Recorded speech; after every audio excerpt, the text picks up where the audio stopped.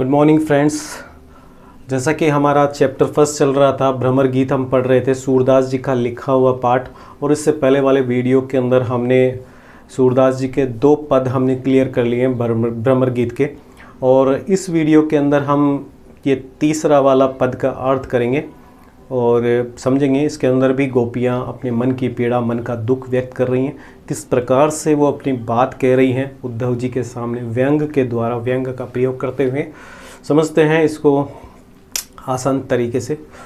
देखिए, हमारे हरी हारील की लकड़ी, हमारे हरी यहाँ पर एक्चुअल में हम हरी शब्द बोलते हैं, ये पर्यायवाची है ईश्वर का, ईश्वर को बोलते हैं हरि। लेकिन यहाँ पर ईश्वर किसे बोला गया? श्री कृष्ण को। हारील की लकड़ी कह रहे हैं कि हारील, हमारे श्री कृष्ण हारील पक्षी की लकड़ी है। अब आपको ऐसे नहीं समझ में आएगा, इसको थोड़ा सा समझने के लिए हम एक डायग्राम बना लेते हैं, छोटा सा एक चित्र बना लेते हैं, आपको समझ में आएगा। हालांकि ज़्यादा जगह नहीं है, स्पेस ज़्यादा नहीं है, लेकिन फिर भी कोशिश करते हैं कि आपको ये समझ में आए। चलिए, मैं एक पक्षी बना रहा हूँ, हारील पक्षी है, उसकी विशेषता भी बताऊंगा आपको।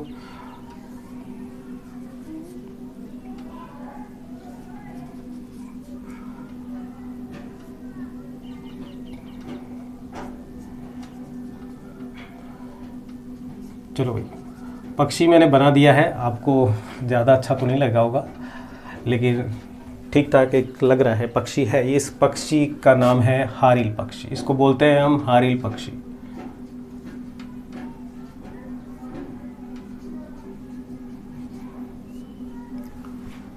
और इसके पैरों के अंदर, पंजों में एक लकड़ी बना देते हैं। यहाँ पर ये एक लकड़ी है, लकड़ी का टुकड़ा है। और ये हारील पक्षी है हमारी गोपियाँ। ये हारील पक्षी कौन है? गोपियाँ है। और ये जो लकड़ी है, ये हमारा कौन है? कृष्ण जी, हमारे कृष्ण भगवान है, कृष्ण भगवान जी, कृष्ण जी है। ठीक है, अब आपको दिखाई दे रहा होगा, हारील पक्षी है गोपियाँ, और इसके पैरों के अंदर, पंजों के अंदर एक लकड़ी मैंने बनाई है, वो है कृष्ण भगवान। आपको दिखाई दे रहा होगा। चलिए, यहीं से समझते हैं इसको। ये पहली लाइन आपको यहीं से समझ में आएगी। कह रही है कि हमारे हरि, हमारे श्री कृष्ण हारील की लकड़ी है। हारील पक्षी की क्या है? लकड़ी है। कि हमारे श्री कृष्ण हारील पक्षी की क्या है? लकड़ी है, ये कह रही हैं। और खुद गोपियाँ क्या है? हारील पक्षी की तरह है, हारील पक्षी की तरह ही है। तुलना कर रही है अपने आप को हारील पक्षी से। भाई, हमारे श्री कृष्ण हारील पक्षी की क्या है? लकड़ी है। ये लकड़ी आप समझिए, लकड़ी है, मारकर क्या है? लकड़ी है। ये श्री कृष्ण भगवान है, और इसको पकड़ने वाली कौन है? गोपियाँ। उसी को आगे बढ़ते हैं। और उस लकड़ी को गोपियों ने मन से, कर्म से, ये क्रम लिखा हुआ है, कर्म से और वचन से, वचन होता है बोलने के आधार पर, मन से, कर्म से, वचन से, नंद नंद बाबा का बेटा। यहाँ पर नंद नंदन आया ना, नंद बाबा, और नंदन का मतलब हो गया नंद बाबा का पुत्र, नंद नंदन, नंद बाबा का बेटा। और हमारा हृदय ये है, इसको दृढ़ कर का मतलब होता है मजबूती से, और पकड़ी का मतलब होता है पकड़ रखा है। अब देखिए, वापस जाते हैं ऊपर इसको समझने के लिए। ये कह रहा है कि हमारे श्री कृष्ण हारील पक्षी की लकड़ी है, और गोपियाँ क्या है? वो हारील पक्षी है।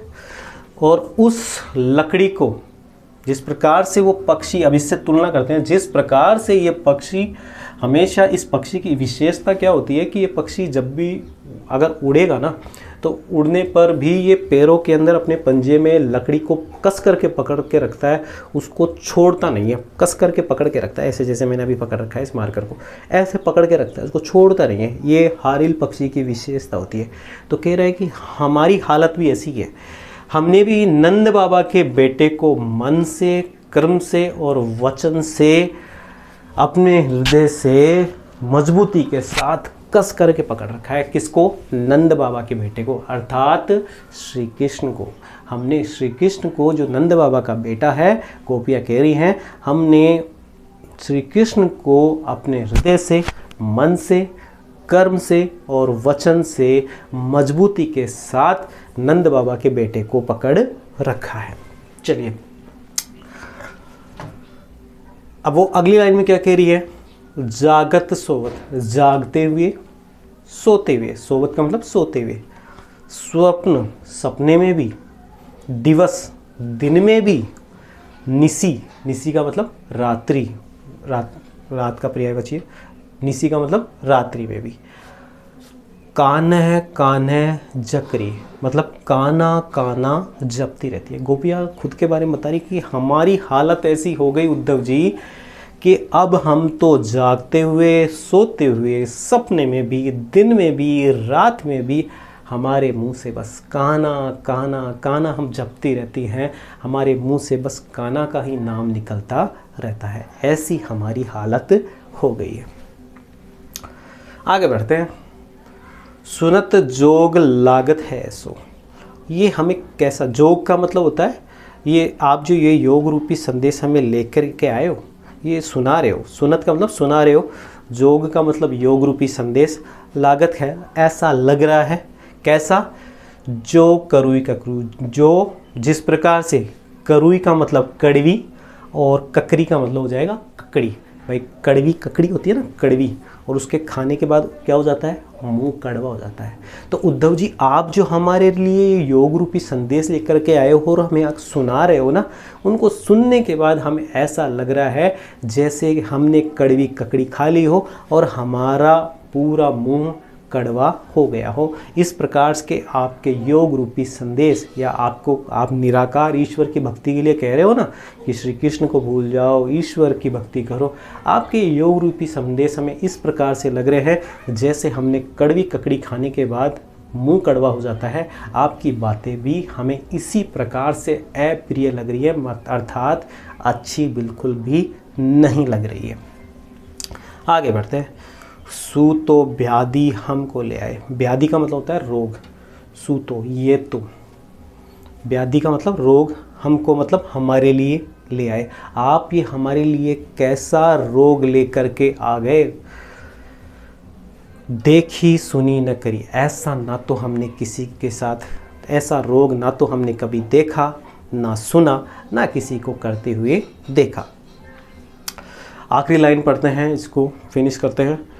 यह तो सूरतिनी ले सोपो, देखिए क्वेश्चन का आंसर भी आएगा आपके बुक में, हर पद का जो आखिरी की लाइन आती है वो क्वेश्चन का आंसर ही है आपके बुक में।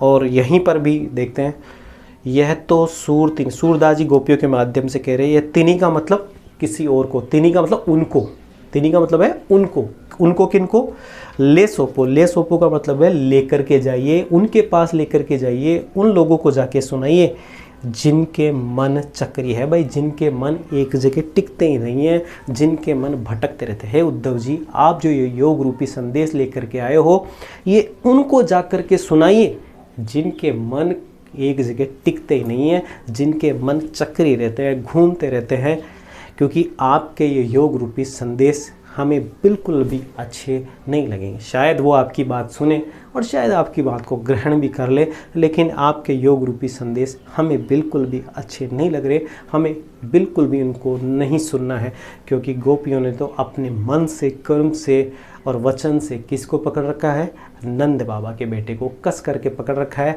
और उसे ये किसी भी परिस्थिति में भूलने के लिए तैयार ही नहीं है। इस प्रकार से अपनी हालत बता रही है कि हमारी हालत उस हारिल पक्षी जैसी हो गई है जिसको हमने मजबूती के साथ नंद बाबा के बेटे को कस करके पकड़ रखा है।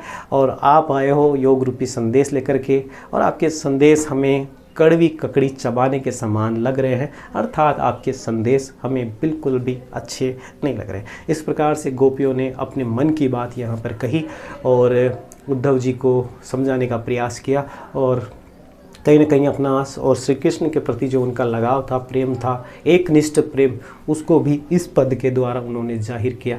आई होप आपको ये समझ में आया होगा। छोटी सी कोशिश की थी ये इसके द्वारा, इस चित्र के द्वारा, ये भी आप देखिएगा किस प्रकार से है। ओके, बाकी हम नेक्स्ट लास्ट पद है जो नेक्स्ट वीडियो में करेंगे। Thank you.